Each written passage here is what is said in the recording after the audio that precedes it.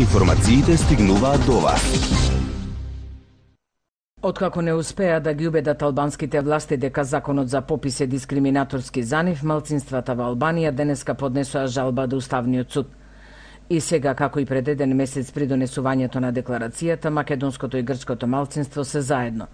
Според представникот на македонците Васил Стериовски, иако се диаметрално спротивно барање, жалба најавува и движењето Црвено-црни, кое е против етнички попис.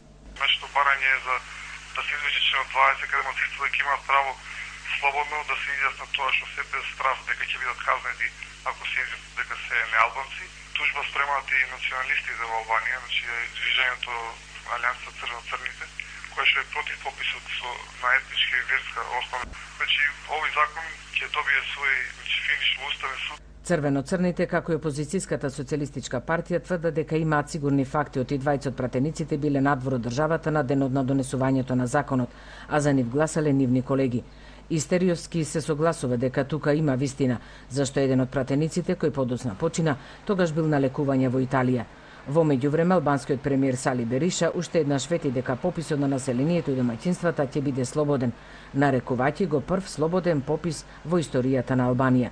Бериша не рече ни збор околу барањата на малцинствата за бришење на спорниот член, каде се предвидува казна од 700 евра доколку се искаже друга припадност од онаа која им стои на изводите.